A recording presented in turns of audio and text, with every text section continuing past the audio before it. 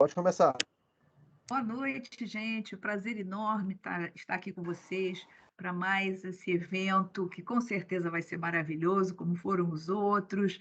E estou aqui encerrando nossa série deste ano, né? Essa é a nossa última live, e vamos continuar no semestre que vem, se Deus quiser, com vários trabalhos lindos dos alunos e convidando pessoas especiais para fazer a discussão conosco. Então, hoje nós trouxemos um trabalho sobre endometriose na adolescência, dos alunos que vão fazer a apresentação, tem outros no grupo, mas eu não sei os nomes, vou falar só do Paulo Sérgio, do Matheus e da Júlia, que são alunos da professora Kátia Nogueira, nossa ex-presidente da Sociedade de Pediatria do Rio de Janeiro. Hoje ela é membro do Departamento Científico de Emergência da SOPERJ, da SBP também, professora da Estácio Domed, professora da UERJ, e nós convidamos a nossa querida professora Mariane Tawili, que trabalha conosco lá no Estácio Citar, e ela é especialista em qualificada, né? Tem o título de qualificação de ginecologia na adolescência, então era a pessoa certa para vir aqui conversar com a gente. Quero agradecer a professora Vera também, que me deu essa dica, porque eu não sabia que ela tinha essa qualificação. Ela disse assim: não, a Mariane é a pessoa certa para falar sobre isso. Então, obrigada, Vera, que eu já vi que Vera está aí, né? Querida professora Vera Fonseca. Obrigada, Beth. Obrigada, Beth.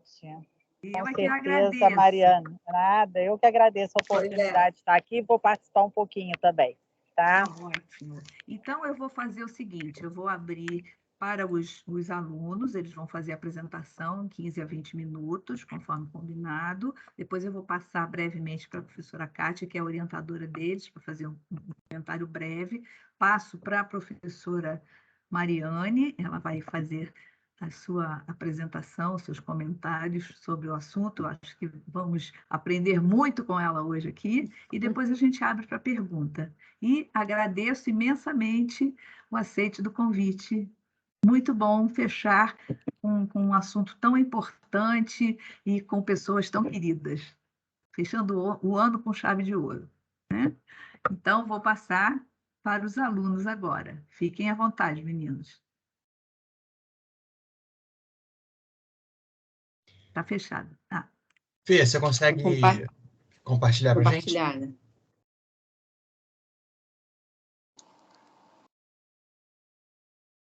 Fernanda.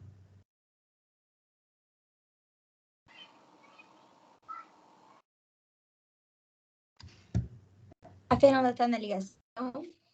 Ela tá assim, ela abriu o microfone e fechou.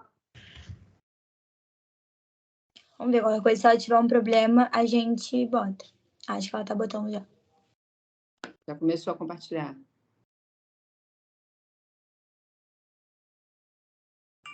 Mas não está entrando, né?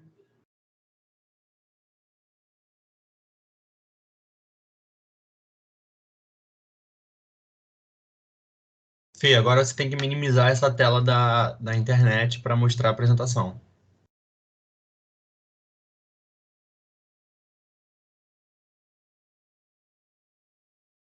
É porque às vezes dá delay também. Tipo, às vezes ela tá fazendo já e não tá aparecendo pra gente.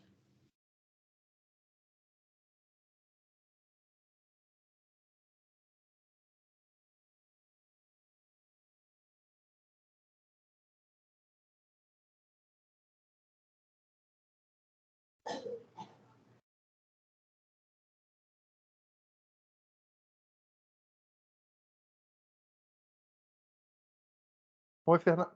É só colocar no slide, como apresentou antes. É, a gente testou, tá fazendo direitinho. Não entendi.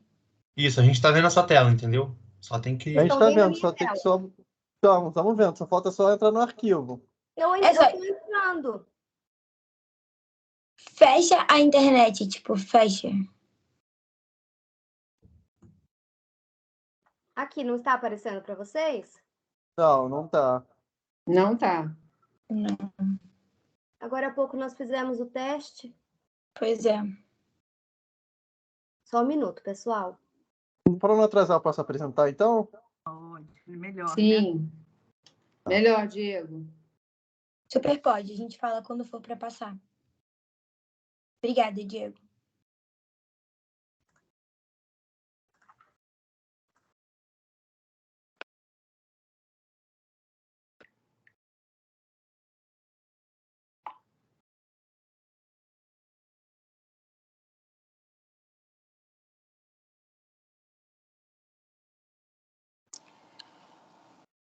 Bem, vamos iniciar aqui a nossa apresentação. Boa noite, professoras. Boa noite, colegas. Eu me chamo Paulo Sérgio e, juntamente com o Matheus, com a Júlia, com a colaboração da Fernanda, nós vamos apresentar o trabalho sobre endometriose, que é um assunto importante, uma doença ginecológica, crônica e multifatorial, e que traz para a gente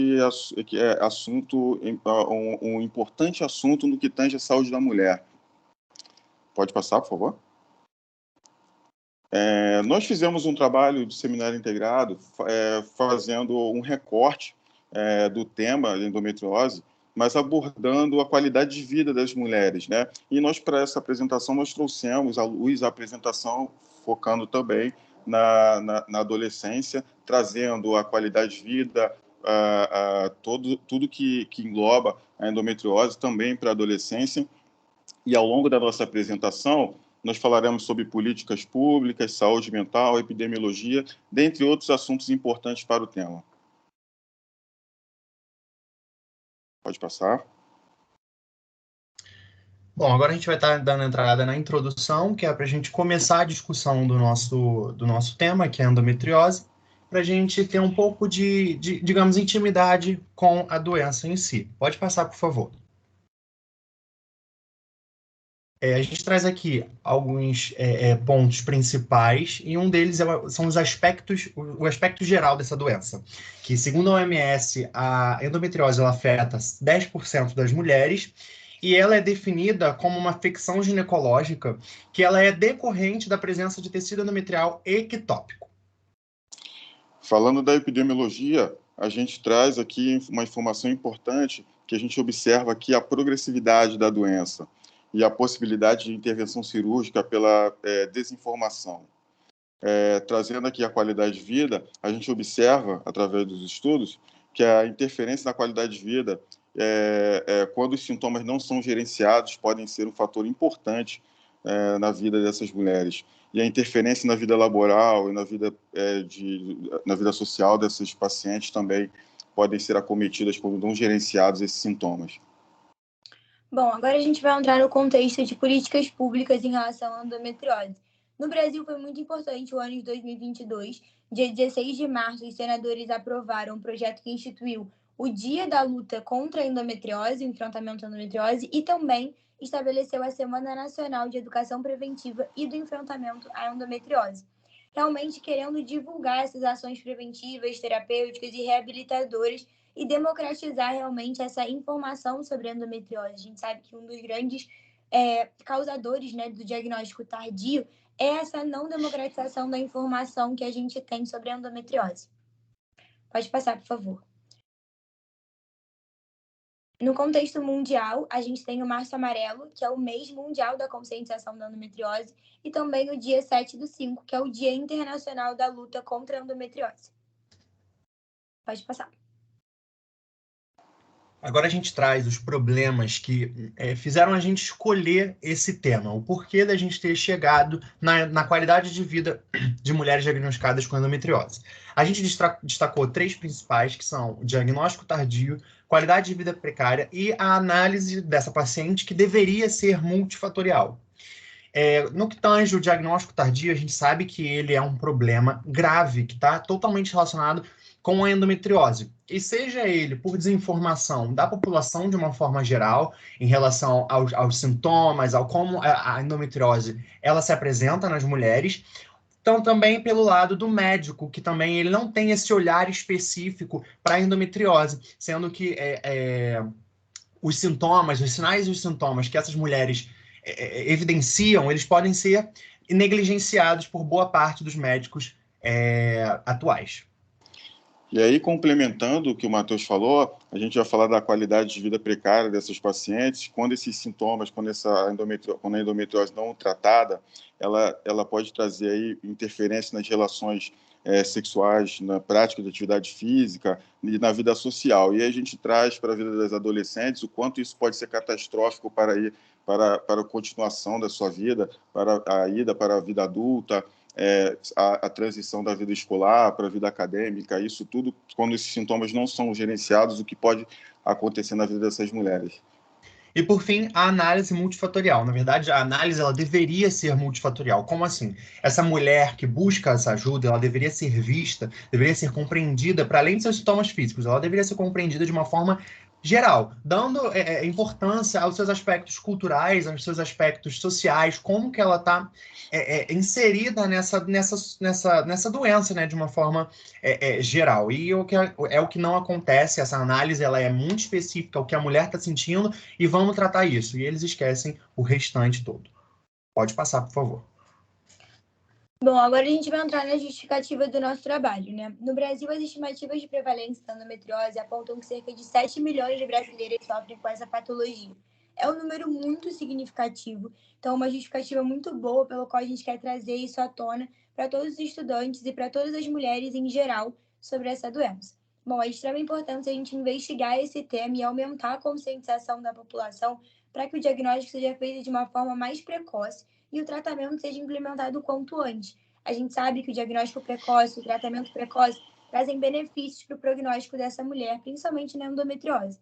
As consequências mais graves da endometriose, como a possível infertilidade, poderiam ter sido evitadas positivamente e a qualidade de vida dessas mulheres também. Pode passar, por favor. Bem, professoras, colegas, a gente chega aqui no nosso objetivo principal do trabalho. E aí, o objetivo principal é avaliar a qualidade de vida de mulheres diagnosticadas com endometriose.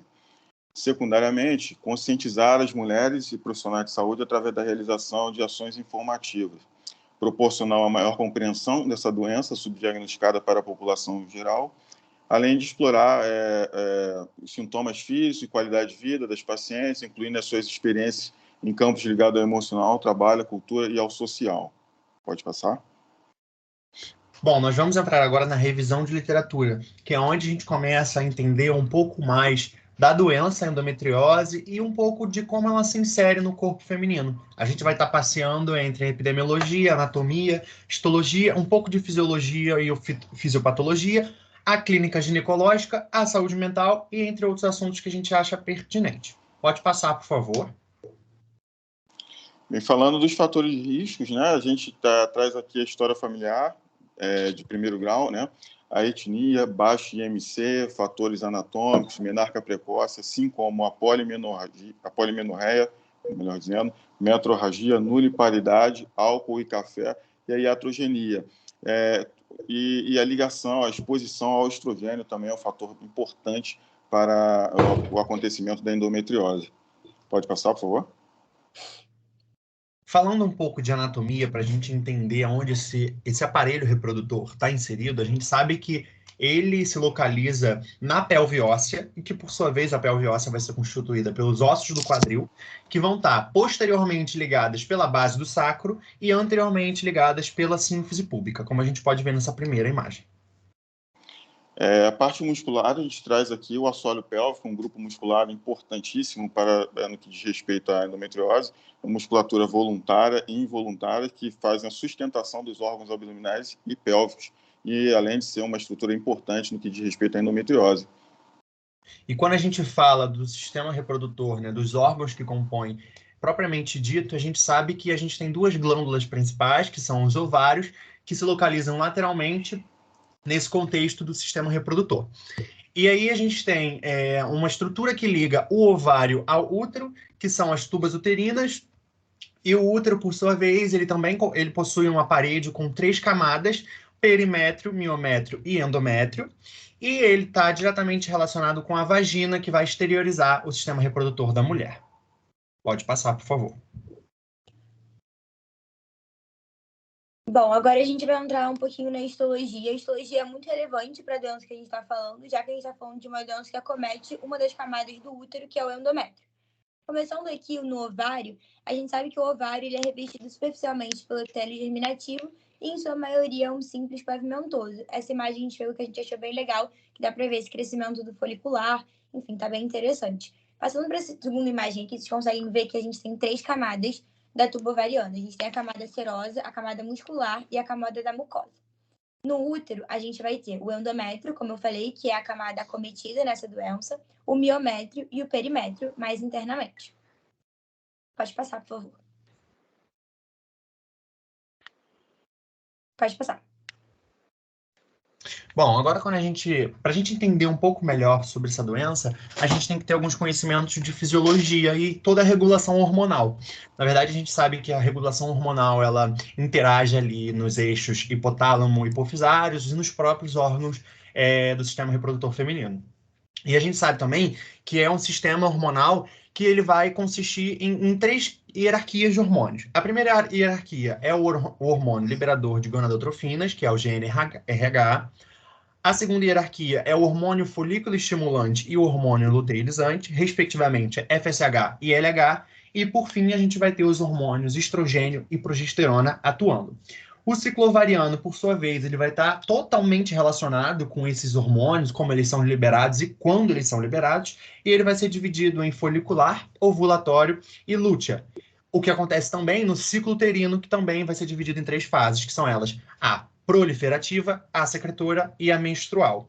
E todo esse contexto de ciclos vai estar relacionado com esses hormônios que vão ser liberados ou não, dependendo do momento do ciclo, e estão totalmente relacionados com a endometriose, com a diferenciação celular e todo o processo fisiopatológico da doença. Pode passar, por favor. Bom, agora a gente vai entrar um pouquinho na fisiopatologia dessa doença. Então, a endometriose ela é definida pela presença do tecido endometrial ectópico, um lugar que não é para estar fisiologicamente. As origens da lesão são classificadas em 2 categorias principais, ou realmente da origem do endométrio uterino, ou de células que são fora do útero, que têm a capacidade de surgir esse tecido endometrial em um outro lugar ectópico. A gente tem algumas teorias sobre a fisiopatologia da endometriose e a gente trouxe aqui algumas delas para vocês.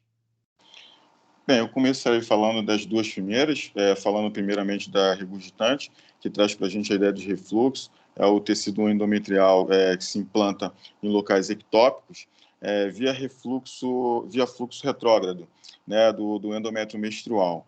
A teoria das metástases, o tecido endometrial, ele se espalha para locais distantes. Aí a gente pode dar como exemplo aí os ossos, pulmão e até mesmo o cérebro. E essas 2 últimas teorias, a teoria metaplásica e a teoria de células-tronco, elas conversam entre si, uma vez que elas são originadas de células que não fazem parte do útero, ou seja, de outro local do corpo. A primeira, a metaplásica, ela é totalmente relacionada com o epitélio celômico, enquanto a de células-tronco são células que, como eu já disse, não têm relação direta com o útero, são indiferenciadas, que acabam se diferenciando em células do tecido endometrial. Pode passar, por favor. Bom, agora a gente vai entrar aqui um pouquinho no processo inflamatório que é comum a todas as teorias da origem da endometriose e suas localidades, manifestando-se pelo aumento das citocinas inflamatórias. A gente consegue ver aqui um pouquinho no canto esquerdo, se vocês perceberem, um esqueminha que a gente fez. Então, com o primeiro aumento das citocinas prostaglandinas, gerando esse estresse oxidativo, que vai gerar um prejuízo na interação entre o ovócito e o espermatozoide, o que explicaria, por fim, a dificuldade no desenvolvimento do embrião, que seria uma das teorias por qual a gente tem a infertilidade na endometriose. Pode passar, por favor. Bem, falando da clínica ginecológica, né, essas informações através dos estudos, mostrado aí, citado, a dismenorreia é um marcador importante para a gente identificar, assim como a dispareunia também. É um marcador bem importante para a gente chegar ao diagnóstico da endometriose através dos exames clínicos. E para trazer para a gente aqui os exames complementares, a gente tem a ultrassonografia e a contribuição muito importante da ressonância magnética, que tem se mostrado bem importante na ajuda para reconhecer esse diagnóstico, e assim como a dosagem do marcador CA-125, que traz também para a gente alguns caminhos para a gente na contribuição de fechar o diagnóstico. E o exame padrão ouro é a biópsia com análise histopatológica da lesão. Pode passar? Bom, agora o nosso foco específico, que são as mulheres na adolescência, a gente sabe que alguns sinais e sintomas eles podem ser diferentes ou até mesmo mais específicos para essa faixa etária. E a gente destacou aqui alguns. Por exemplo, a dor pélvica crônica, que ela pode ser cíclica ou acíclica, e ela vai ser particularmente combinada com náusea, né, que são reflexos corporais. A gente vai ter também períodos menstruais dolorosos, né, que é a dismenorreia, e a gente sabe que o período menstrual, em muitas mulheres, já pode causar a dor do ciclo, digamos assim. Mas nessas mulheres que apresentam endometriose diagnosticada e tudo mais, elas vão apresentar uma dor aguda, uma dor pior ainda, que vai afetar diversos campos da sua vida. Temos também disquesia, disúria e dispareunia, que são achados importantes nessas adolescentes, mas a gente tem que dar o foco no absenteísmo cíclico da escola, que corresponde a todos esses sinais e sintomas que vão afetar a vida dessa jovem, que vai fazer com que ela não vá mais à escola ou diminua muito a sua frequência por conta das dores ou por conta de qualquer outro aspecto psicológico, psicossocial que esteja envolvido na doença. Então, a gente tem que observar esses quadros desses sintomas, mais a dor intensa, que faz com que, deveria fazer, na verdade, que essa mulher busque o seu médico e sugira a ele que ele considere a hipótese da endometriose. Porque, como a gente falou lá no início, não são todos os médicos que de cara já chegam nesse diagnóstico e acabam protelando o diagnóstico de endometriose, acabando com a saúde mental e saúde física dessa paciente. Pode passar, por favor. Bom, aqui a gente vai falar um pouquinho do tratamento da endometriose. Todas as informações, tanto essas que o Matheus falou agora, tanto essas que a gente está falando agora, para essa parte de adolescente, a gente focou pegando no novo guideline de 2022, o ESHRE, que foi feito na Dinamarca nesse ano de 2022. Bom, para eles, baseados na evidência e nos efeitos colaterais, alguns tratamentos são mais apropriados para os adolescentes. Então, como primeira linha, eles consideram o contraceptivo hormonal ou progestogênios, e se a primeira linha de tratamento não envolver sintomas, você pode usar talvez um anti-inflamatório, um agonista de GnRH, você também vai poder estar utilizando. Essa parte de tratamento complementar, a gente botou principalmente pela questão que a gente está focando no nosso trabalho da melhora da qualidade de vida dessa paciente. Então, a gente tem uma alimentação anti-inflamatória, que vai ser muito boa, você reduzir alimentos inflamatórios, como leite, carne vermelha, o Ayurveda, que vai estar aí com detox e massagens, a homeopatia e a acupuntura ajudando muito na dor, e a fisioterapia pélvica vindo aí para ajudar na musculatura e fortalecer a musculatura toda que está sendo acometida por essa doença. Pode passar, por favor. Pode passar. A gente chega agora num desfecho. Na verdade, são dois desfechos que a gente encontra, a infertilidade e toda a parte da saúde mental que é acometida. Mas agora, falando da infertilidade, a gente sabe que ela é definida como a inabilidade de engravidar, né, por 12 meses ou mais, sem nenhum método que impeça que isso aconteça. Ou seja, de uma forma natural que deveria acontecer, esse processo de gravidez não ocorre. E ela está, infelizmente, totalmente relacionada com a endometriose, e 30% a 50% das mulheres com endometriose vão apresentar essa diminuição da fertilidade. E para tentar reverter esse quadro, a gente tem duas estratégias principais para o tratamento dessa infertilidade. A primeira delas é a estimulação da ovulação e do processo de desenvolvimento folicular, e a segunda é a supressão do desenvolvimento folicular para gerar a amenorreia e assim aumentar as possibilidades e as chances de gerar um embrião. Pode passar, por favor. Bom, agora a gente vai entrar na saúde mental, que é um ponto muito importante do nosso trabalho, que a gente está falando sobre a qualidade de vida dessas mulheres. A gente sabe que a dor da mulher ela é muito facilmente subestimada, principalmente uma mulher jovem, que na teoria seria normal estar tendo um quadro similar a esse quadro de endometriose. Então, esse quadro de endometriose ele é muito comumente confundido com o quadro da cólica menstrual fisiológica, né? Que é normal uma jovem ter. Mas com isso, a adolescente ela é afetada diretamente, principalmente desde o princípio, assim, com essa sensação da incompreensão que ela tem. E está sentindo uma dor que ela sabe que não é igual das coleguinhas dela, mas que está sendo dita como equiparada pelo médico profissional que está ali naquele momento. Então, com isso, né, a sensação, juntamente com a inabilidade de realizar as atividades que eram... Júlia? ...dessa paciente. Deu uma travada, Júlia. Júlia. Como ir para a escola... Voltou? Voltou agora. Pode continuar. Bom, vamos voltar aqui, então, para a parte que a gente está falando das atividades que eram comumente realizadas que agora estão prejudicadas. Então, o lazer, a faculdade, a escola, a relação sexual, os esportes, todos vão ficar comprometidos porque a dor da endometriose ela é recorrente. Então, é muito complicado porque está ali o tempo inteiro lembrando daquela dor para essa mulher. Tá tudo certo no áudio? Tá. Bom, ademais, o que eu queria falar aqui, botar como um ponto de exclamação, é a dispareunia, porque é um dos sintomas mais comuns nessa adolescente, que a gente viu também nesse guideline, e é muito importante ser falado e dito para essa paciente, porque na adolescência é o momento que essa paciente está começando a realizar suas atividades sexuais. Isso pode ser um empecilho muito grande, gerar uma insegurança muito grande nessa paciente, prejudicando também a sua saúde mental. Pode passar, por favor. Bom, a gente vai falar agora da metodologia, tá? Pode passar, do nosso trabalho.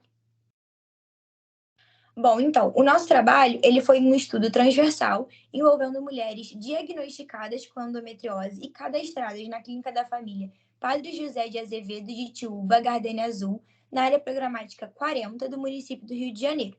O estudo abrange também adolescentes diagnosticadas com endometriose e matriculadas nas escolas participantes da nossa pesquisa nesta área.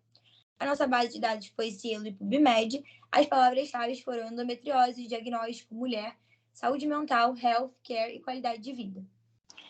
Bem, falando dos critérios de inclusão e exclusão, nós utilizamos como critérios de inclusão pacientes com idades entre 12 e 50 anos, ter aceitado, né, ter feito o aceite do consentimento livre esclarecido e, quando necessário, o termo de assentimento livre esclarecido, né, o TALI, de exclusão, estar fora dessa faixa etária de 12 a 50, déficits cognitivos e sem o diagnóstico de endometriose. Pode passar? Na verdade, o nosso trabalho ele se desenvolveu em um projeto que nós tínhamos que criar e rodar um questionário nas áreas de saúde pré-selecionadas, e a gente montou esse projeto. O nosso projeto ele se desenvolveu em cima de um questionário, como eu acabei de falar, que rodou, na teoria, que está rodando, na verdade, do dia 1º de novembro de 2022 a 31 de janeiro de 2022, e ele está relacionado especificamente para mulheres que foram diagnosticadas com endometriose e aceitem participar do estudo mediante ao aceite do TCLE e do TALI quando necessário, assim como o Paulo falou. O nosso questionário ele foi dividido em 2 blocos, onde o primeiro bloco ele é uma avaliação socioeconômica dessa paciente e o segundo bloco ele é um questionário mais específico para endometriose, porém adaptado da validação da versão portuguesa do questionário EHP30. Ele foi elaborado através do Excel, priorizando uma análise mais estatística e simples, e ele possui perguntas abertas e fechadas conforme o modelo proposto por Bardan. Pode passar, por favor. A gente vai estar mostrando agora um pouquinho do nosso questionário de uma forma rápida. Por favor, pode passar. Aqui a gente traz o nosso questionário, não sei se está dando para ler com detalhes, mas no final a gente pode disponibilizar melhor para vocês. Mas a gente traz aqui alguns pontos importantes, que são as perguntas objetivas, que também podem ser discursivas, afirmativas ou múltiplas escolhas, variando desde a idade, do estado civil, ele também vai para as afirmativas, no que diz respeito à infertilidade, ao comprometimento social, e as múltiplas escolhas, de acordo com a sua sintomatologia e as consequências da doença. Pode passar, por favor. Agora a gente trouxe o nosso cronograma e o orçamento desse nosso projeto inicial e a gente vai estar mostrando nos próximos slides. Pode passar, por favor. Sim, o cronograma, a gente iniciou esse estudo, a escolha do tema em agosto de 22, né? Fizemos a busca de artigos, em setembro apresentações internas, e aí em novembro nós, agora aqui, né? Nós fizemos a apresentação para a banca de seminário integrado, fizemos essa adaptação para essa apresentação e fecharemos o nosso trabalho com revisão final, redação final do trabalho em fevereiro de 2023. Pode passar, por favor. Bom, aqui está o nosso orçamento, nosso quadro, né, de gastos do nosso projeto. Então, em transporte, a gente gastou R$ 1.684,80, o coffee break de 1.080, a impressão do questionário também de 1.080, tentando um total de R$ 3.844,80. Aqui são os nossos valores unitários embaixo, transporte unitário de R$ 7,80, o coffee break de R$ 10 e a impressão de 50 centavos. Pode passar, por favor. Então, bom, aqui a gente traz o TCLE, que é o que a gente tinha falado, que as mulheres elas vão receber impresso essa folha para elas lerem, caso elas concordem, elas assinem. E pode passar, por favor?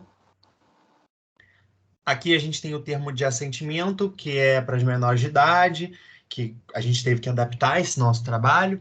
Para essas adolescentes, que também é muito importante a gente inserir essas adolescentes num estudo, né, que fala sobre endometriose, para a gente tentar diminuir esses desfechos negativos. E caso elas concordem, elas também assinam e autorizam a participação delas na pesquisa. Pode passar, por favor.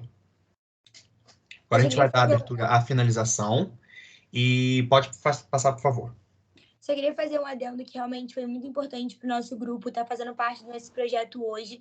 Isso foi colocado por nós três, principalmente no nosso grupo, que a gente queria muito abordar os adolescentes, porque eu, pessoalmente, por exemplo, tenho endometriose e fui diagnosticada muito tardiamente, então isso era uma vontade minha, como a do Matheus e a do Paulo também. Então, quando a Kátia surgiu com essa oportunidade da gente vir aqui e adaptar o nosso trabalho, mesmo sendo, tipo, com uma correria de prova e tudo, foi uma oportunidade muito grande estar aqui falando para vocês sobre isso. Vou passar a palavra para o Paulo. Bem, obrigado, Júlia. Nós vamos fazer agora o fechamento do nosso trabalho. Aqui tem o QR Code com a nossa versão do nosso trabalho. O corpo acadêmico, na elaboração desse trabalho para o seminário integrado e também para essa adaptação, essa apresentação. Eu quero deixar aqui em nome do nosso grupo o agradecimento a todos os presentes, agradecer a minha professora Kátia Nogueira pela condução, excelente condução para esse trabalho, a gente fica eternamente agradecido por esse semestre, que foi muito gratificante, muito positivo e muito bacana para a gente, e uma construção bacana para a nossa formação acadêmica e profissional. E também agradecer à professora Elizabeth, agradecendo também a professora Mariane e também a professora Vera pela atenção e pelo convite aí para a gente poder estar apresentando esse trabalho tão bacana que nós tivemos ao longo desse semestre. Fica aqui o nosso agradecimento.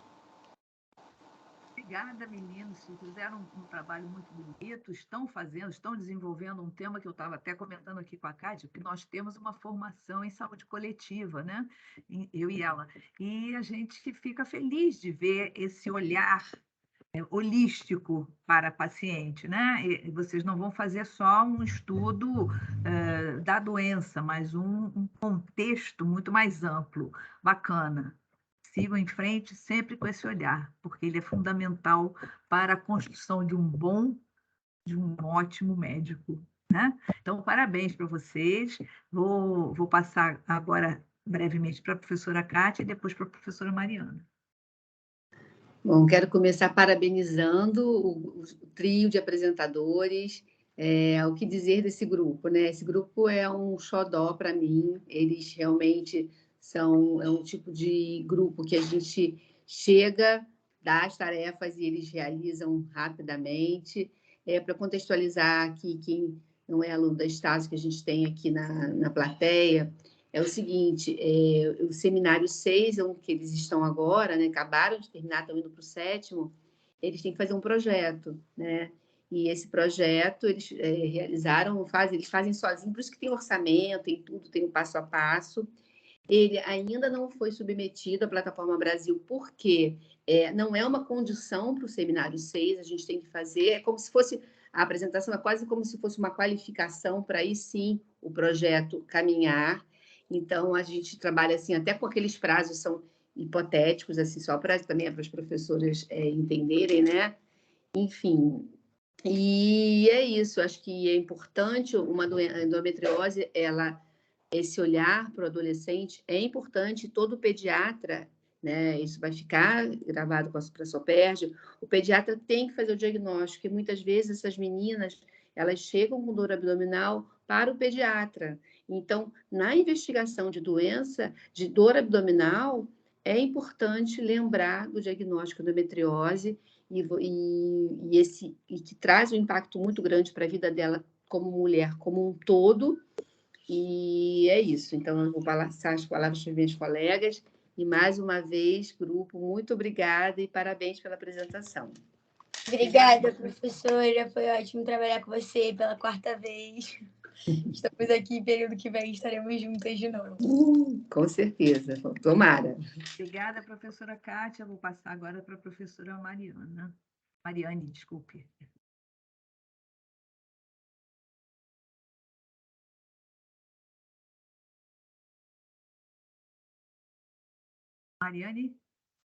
Mariane, acho que você tem que ligar o fone. acho que ela está sem... Está fechado o seu microfone. Não, pronto. Pronto, gente. Olá. Queria agradecer Vocês estão conseguindo me escutar? Sim. Então, vamos lá. Primeiro, eu queria agradecer o convite. Eu adorei realmente falar aqui um pouquinho com vocês exatamente sobre esse assunto. Realmente, endometriose na adolescência é um diagnóstico difícil, né? E o que eu queria pontuar aqui na nossa conversa, fisiopatologia, tudo isso, gente, vocês vão sentar, vão abrir qualquer livro e vão ler.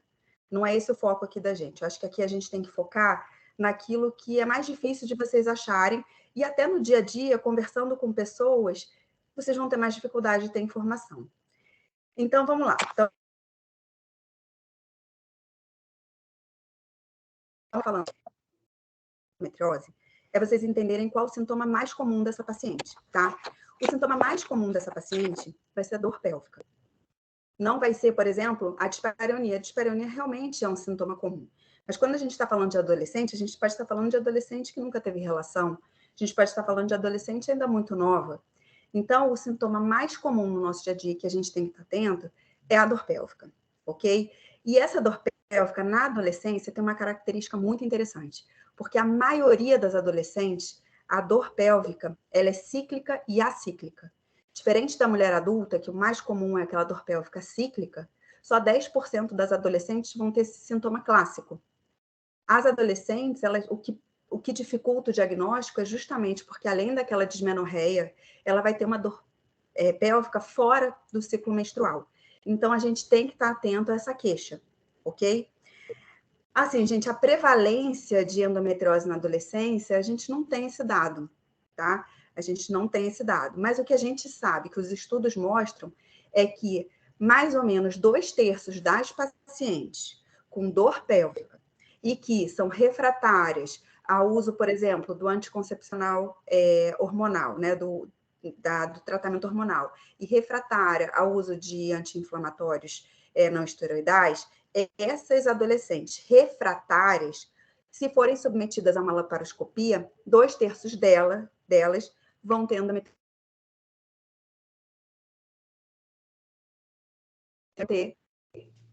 a endometriose, de tão característico que é esse sintoma e que a gente não pode deixar passar, tá? Então, quando vocês falaram aí sobre a questão do impacto na qualidade de vida nas mulheres, gente, na adolescência, então, nem se fale. Porque a adolescente, ela é animada, ela quer sair, ela quer se divertir, ela faz esporte. É um ritmo de vida muito mais intenso, muitas vezes, que da mulher adulta. E isso realmente tem um impacto importante na qualidade de vida delas. Porque são pacientes que vão faltar à escola, sim, né? Ok? Mas que são aquelas pacientes que não vão conseguir fazer atividade física nesse período, que estão com dor. Muitas pacientes são atletas, né? Atletas de natação, de vôlei, competem, e isso vai impactar, né, nesse desempenho delas, e até atividades físicas mesmo do dia a dia, saída com amigos, vai impactar realmente de forma importante. E aí, o que a gente vê assim de mais difícil, né? Eu acho que quando a gente fala de endometriose na adolescência, é justamente a demora do diagnóstico, como a gente já comentou, como vocês comentaram na aula. Isso a gente vê realmente muito. Os estudos mostram que entre o início dos sintomas e o diagnóstico é uma média de 9 anos. 9 anos de sofrimento. 9 anos, realmente, de impacto na qualidade de vida. Então, a gente precisa estar atento. Mas qual é o maior erro de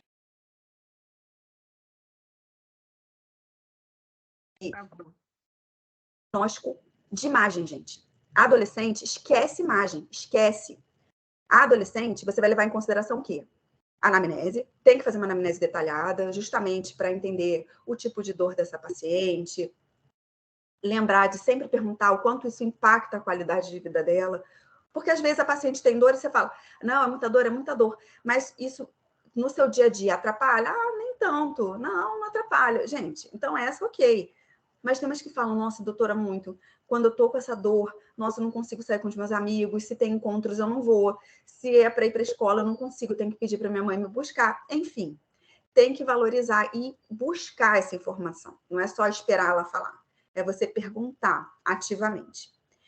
Outra coisa importante é perguntar sobre história familiar. A gente vê que a história familiar tem uma relação muito grande. Pacientes, adolescentes com história familiar positiva, ou seja, parente de primeiro grau com doença, aumenta o risco dela em 7 a 10 vezes, gente, o risco dela ter doença também. Então, isso é mais uma informação que vocês vão ter na manga. O exame físico, às vezes, fica um pouco limitado. Porque, né, a paciente às vezes é virgem, para você fazer um toque bimanual é difícil, aí você pode fazer o toque retal, né, o bimanual, só que com toque retal. E também, assim, o que você vai ter de informação no exame físico? Muitas vezes nada. Você tem que saber o que você está procurando. Numa adolescente com endometriose, o que você está procurando quando você vai fazer o exame físico dela? Vai ter endometriose? Vai ter lesão em compartimento posterior, pelve congelada? Você não vai ter isso. Na maioria das vezes, a adolescente tem lesão superficial, peritoneal, que você não consegue identificar no exame físico. Ah, mas você pode ver uma pelve mais dolorosa, mobilização? Pode. Pode ver assim, um útero menos móvel? Pode. Mas muitas vezes a adolescente tem um exame físico normal. Aí o que o pediatra e o ginecologista fazem de errado? Ah, vamos pedir exame de imagem, porque na mulher adulta a ressonância é maravilhosa, ela é incrível, é ótimo. Na adolescente, não. Na adolescente, você tem que pedir, pode até pedir a ressonância para ter uma visão geral da pelve e tal, mas não colocar na ressonância o diagnóstico de endometriose, porque como as lesões são superficiais e a ressonância tem um papel limitado para a lesão superficial, eu posso ter uma ressonância normal e isso não descarta a doença. Só que o que os médicos fazem? Descartam a doença. Então, assim, gente, a adolescente é para valorizar a clínica. Paciente com dor pélvica crônica, ela vai ser tratada. Paciente com dor pélvica cíclica ou acíclica, tem que ter esse diagnóstico em mente, tem que pensar. Ah, mas eu não sei se pode ser que seja... Gente, na dúvida, bloqueia essa paciente, faz uma prova terapêutica, vê como ela fica. Entenderam? Bom, enfim, isso é uma coisa importante, a gente ter isso em mente, né, nas pacientes. E vocês sabem entre quantidade de lesão, extensão da lesão e a clínica da paciente. Você pode ter lesões mais discretas, iniciais, e uma clínica muito importante. Então, isso é um ponto importante que eu quero ressaltar para vocês na adolescência. Porque a adolescente, ela tem lesão superficial. E as lesões macroscópicas, né, o tipo de lesão endometriótica, são aquelas lesões brancas ou vermelhas, que são lesões iniciais, né? Então, a adolescente geralmente é estágio 1, estágio 2, que é lesão mínima ou lesão leve, mas ela pode experimentar dores, assim, absurdas, apesar de ser lesão inicial. Por quê? Porque essas lesões brancas, as lesões vermelhas, elas são metabolicamente mais ativas. elas têm uma relação maior com maior produção de prostaglandina. Então, apesar de... E as lesões enegrecidas, por exemplo, da mulher adulta, menos. Então, essas meninas podem ter muita dor pélvica pelo tipo de lesão que elas têm, apesar de ser superficial, apesar de ser inicial, ok? Então, só para vocês entenderem por que elas com uma lesão, uma doença inicial ou superficial, ela pode ter tanta dor pelo tipo de lesão. As brancas e as vermelhas são as mais sintomáticas, vamos dizer assim, ok? Então, em relação ao diagnóstico, entenderam que vocês vão valorizar a clínica, né? Tá bom. E daí vocês vão tratar essa paciente. Então, aquilo que vocês falaram, realmente, atualmente... Travou, professora. Oi? Agora voltou, que tinha travado. Então, para o tratamento, o padrão ouro realmente é o bloqueio hormonal. Não é o padrão ouro, porque não existe padrão ouro de tratamento, tá, gente? Mas o que a gente mais recomenda é o bloqueio hormonal. E pode ser com anticoncepcional oral combinado, pode ser só com progesterona, e pode ser com DIU, né, o Mirena. O importante é você tentar bloquear essa menstruação dessa paciente. E para dor, usar os anti-inflamatórios não esteroidais. Mas eu tenho que ter em mente o que eu estou querendo com o meu tratamento. Quando eu trato essa paciente, qual está sendo o meu objetivo? Eu tenho que ter isso em mente. Eu não quero só tirar essa dor, gente. Eu preciso diminuir o risco de progressão dessa doença, tá? Eu estou protegendo essa paciente de consequências futuras, infertilidade, formação de endometrioma, dor pélvica crônica. Então, esse é o objetivo do meu tratamento. Por isso que eu tenho que realmente agir. Não é só para aliviar a dor, não é só por qualidade de vida. É pelo impacto da doença futuramente, ok? E aí, outro detalhe também na adolescência no tratamento. Muitas vezes a gente usa para mulher adulta o bloqueio hormonal com progesterona pura. Claro que para adolescente é uma opção, mas qual é o detalhe que vocês têm que estar atentos a adolescentes que usam só progesterona? Eu prefiro reservar só progesterona para os pacientes que não respondem ao combinado ou ao Mirena. Tem que a longo prazo você tem uma redução da mineralização óssea, da massa óssea, tá? Que na adolescência isso é ruim, porque ela está numa fase de formação. Então, realmente, a progesterona para o adolescente não está contraindicado, mas a gente tem que ficar de olho, tá? Não seria... É normal associar, tipo, o progesterogênio com o DIU? Tipo, é normal fazer essa associação? Não tem a menor necessidade. Porque o DIU, ele já é, né, de progesterona e ele tem a vantagem de ter pouca ação sistêmica e ter mais ação local, o que para adolescente é maravilhoso, né? Por exemplo, o Mirena, ele não é bom para endometrioma. Para quem tem endometrioma, não é uma boa opção. Mas, como adolescente tem pouca chance de ter um endometrioma, fica uma ótima opção de tratamento para endometriose, até porque a gente acaba associando isso ao início da vida sexual, ela já vai estar protegida. E, gente, o DIU na adolescência, ele é atualmente considerado primeira escolha de método contraceptivo. Mariane, então, desculpa te interromper. Eu só tenho uma dúvida rapidinho. Por que DIU não é indicado para endometrioma? Porque para você ter uma resposta para reduzir o endometrioma, alguns estudos mostram que você precisa um pouco mais de ação sistêmica da progesterona e que você não tem no caso do DIU. Né? Aí seria melhor o hormônio sistêmico.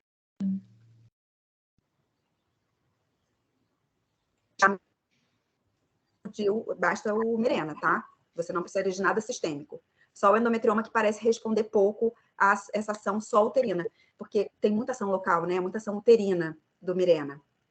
E aí você tem a vantagem de você bloqueando a menstruação, você diminui aquele fluxo retrógrado na menstruação. Vocês estão me escutando? Estão, né? Sim, muito obrigada. E aí o endometrioma tem essa particularidade, tá? Então, numa paciente sem endometrioma, é uma ótima opção o Mirena, ok? A paciente que tem o DIU e aí tem escapes, esse escape é prejudicial ao... Não, porque geralmente o escape ele é em um volume pequeno, tá? Agora, para paciente que continua menstruando com Mirena, sim. Aquela paciente que tem um fluxo normal, forte, continua tendo cólica, não é todo mundo que responde a Mirena, a maioria responde, mas aí realmente, agora, escapezinho, não tem problema, tá? E a última coisa que eu queria falar rapidamente, porque tá na hora de acabar, é sobre a questão da laparoscopia, né? A laparoscopia, então, ela é uma opção para adolescente, mas não é nem de perto a primeira opção, tá, gente? A laparoscopia tem que ficar reservado para os casos que a paciente não responde ao tratamento clínico. Ah, mas por quanto tempo? Aí, sei lá, a gente varia um pouco. Os estudos mostram 3 a 6 meses, mas você vai individualizar o caso, né? Então, digamos, ela está 6 meses com tratamento clínico, não está respondendo ao tratamento clínico, você tem que considerar a laparoscopia. Para quê? Para confirmar o... Porque ela é padrão ouro. É que muitas vezes a gente não precisa, porque você bloqueia, melhora, então para que eu vou fazer a laparoscopia, né? Se estou bloqueando a menstruação, ela melhorou da clínica, não tem necessidade de eu submeter ela a uma cirurgia. Mas se ela não está melhorando, eu preciso, porque além de diagnosticar, vou fazer biópsia e o histopatológico eu vou ter, que é o padrão ouro, eu ainda vou conseguir tratar essa paciente fazendo excisão das lesões, ok? Mas tem um detalhe, gente, como tudo na endometriose na adolescência, não é qualquer pessoa que faz videolaparoscopia que deve fazer a videolaparoscopia em adolescente, porque essas lesões vermelhas e brancas são difíceis de ver a laparoscopia. Então, tem que ser profissional experiente. Então, tem umas técnicas especiais para você identificar essas lesões. Magnificar, né? Aumentar, aproximar melhor a câmera, você irrigar com solução salina e submerger a câmera nessa solução para tentar visualizar melhor. Então, se pega um laparoscopista, né, um ginecologista desavisado e que acha que está tudo bem, vai olhar e vai dizer que está tudo normal, que está tudo bem. E é óbvio, gente, que macroscopicamente pode realmente estar normal, que são as lesões ocultas. Existem lesões ocultas, né, peritoneais, que realmente aí ninguém vai ver mesmo. E aí você está indicado a fazer biópsias aleatórias para ver se você identifica a lesão. E para finalizar, o mais importante é depois que fizer a laparoscopia, lembrar que é uma doença crônica, que se você não mantiver o bloqueio hormonal, ela vai voltar, a doença vai regredir e vai progredir.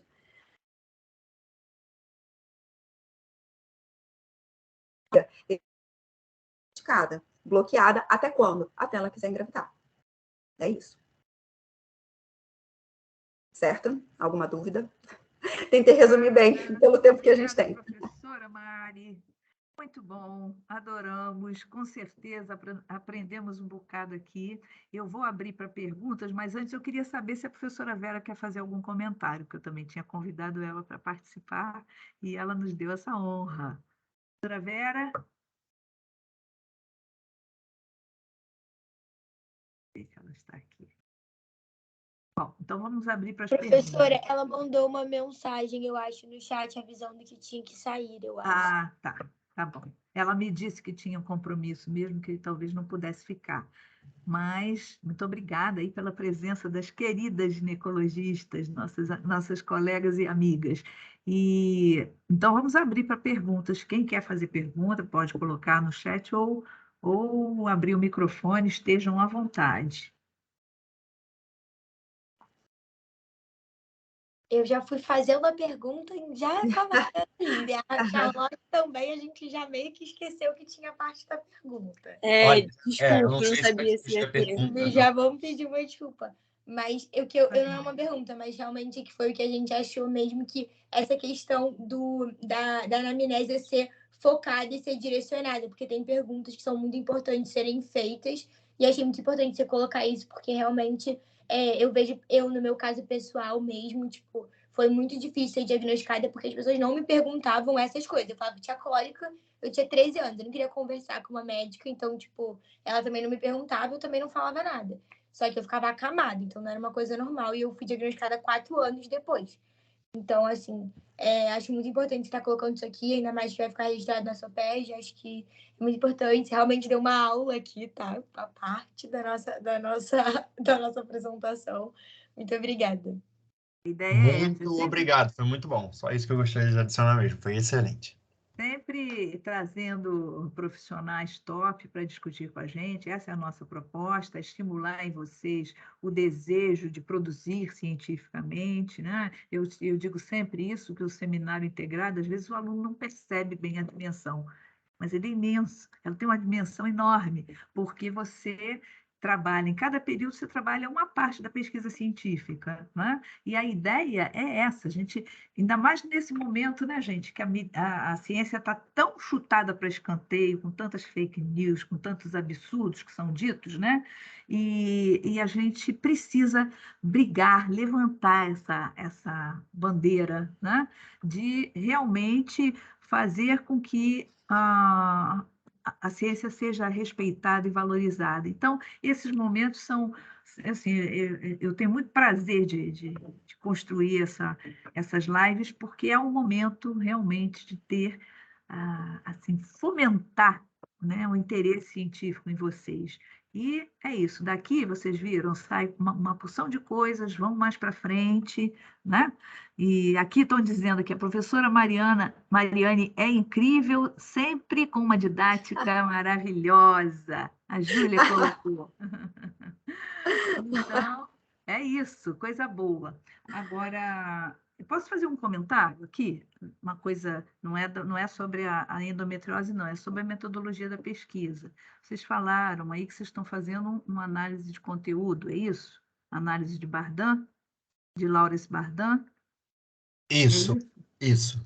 Tá, mas aí eu vou depois dar umas sugestões para vocês, tá? Porque quando a gente fala em Bardan, a Bardan é puramente quali. Vocês, pelo que eu vi aí do questionário de vocês, por exemplo, Bardan, a gente não usa questionário, a gente usa entrevista semi-estruturada normalmente, né? Então, que é para deixar a pessoa falar. E a análise é subjetiva, é a análise mesmo de profundidade. Então, eu sugiro que vocês façam uma alteração aí nessa coisa na hora de botar para a plataforma Brasil, né? Colocando que vocês vão fazer uma parte quant, uma parte quali, e aí mexer um pouquinho, entendeu? A partir dessas perguntas, fazer perguntas mais do ponto de vista do qualitativo mesmo, da pesquisa qualitativa, deixar a pessoa falar. Você faz uma pergunta sempre que não dê sim ou não. A ideia de Bardan é essa, né? Você fazer a pesquisa nessa linha para depois fazer os núcleos de sentido, tá? Então, por exemplo, você, deixa eu só terminar aqui. Você faz uma pergunta, diz sim, ou, que não inclua sim ou não. E se incluir sim ou não, você diz por quê? Explique. Para quê? Para deixar a pessoa falar. Entendeu? E aí você grava e depois faz a análise dessa coisa. Então, fica aí essa sugestão para vocês, tá? Fala, Júlia, quer falar alguma coisa? Super obrigada. Não, é porque eu realmente, tipo assim, a gente tem muito interesse em realmente aprender realmente como se faz essas publicações científicas. Então, a gente está agradecendo muito o fato de você estar falando isso, porque é muito importante a gente, de fato, mudar esse nosso trabalho. A gente até tem questões discursivas. Se eu não me engano, a gente até colocou ali, tipo, no questionário que tem questões discursivas que são abertas. Mas, realmente, a gente tem que pontuar isso lá na metodologia. Exato, colocar isso, porque vocês estão, pelo que eu entendi, vocês estão fazendo uma quanti-quali, né? E aí depois tem um livro só sobre análise de conteúdo de Bardan, chama Análise de Conteúdo mesmo de Lawrence Bardan, que vale a pena vocês depois lerem, porque tem toda uma técnica que é complexa, né? Não é uma coisa simples, não. E eu não sei se para essa parte vocês vão conseguir dar conta disso já para fevereiro, hein, gente? Porque, assim, fazer a parte quant é mais fácil, né? Assim, não é nem análise em si, mas fazer, montar, isso é mais fácil. Agora, a análise de conteúdo é demorada, hein? Não é uma coisa rápida, não. Depois, se vocês quiserem, a gente pode conversar melhor lá na faculdade sobre isso, se vocês quiserem, tá bom?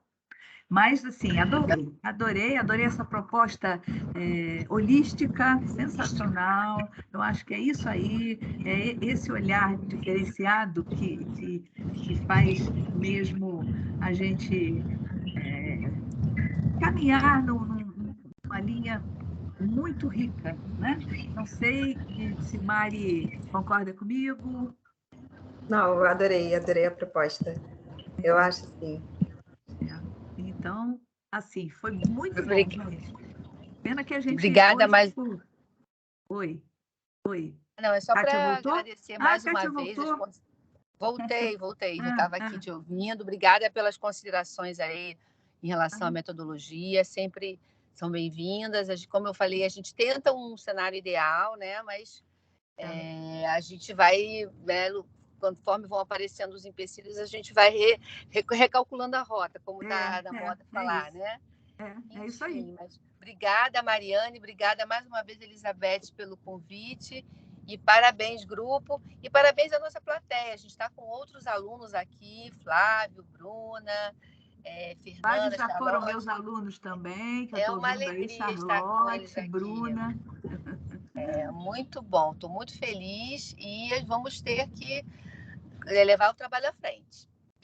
Isso aí. Olha, vários elogios para a professora Mari e, olha, continuem com este desejo pelo saber, porque é isso que a gente quer, formar esse tipo de profissional. Quando a gente faz um comentário, gente, e às vezes as pessoas não entendem bem, né? A gente não faz um comentário para criticar vocês, não, ao contrário, a gente quer formar profissionais top, e isso faz toda a diferença. Quando a gente discute aqui, te abre a cabeça para uma outra, né? Para um outro caminho, e assim a gente vai desenvolvendo e ficando cada vez melhor. Como eu gosto de dizer, hoje, melhor que ontem, pior que amanhã, sempre. Né? Foi muito bom. Fechei o ano com chave de ouro. Parabéns para todos. Obrigada. Beijo, Mari, muito obrigada. Tchau, beijo, gente. Obrigada, professora. E obrigada, Kátia, por toda a ajuda.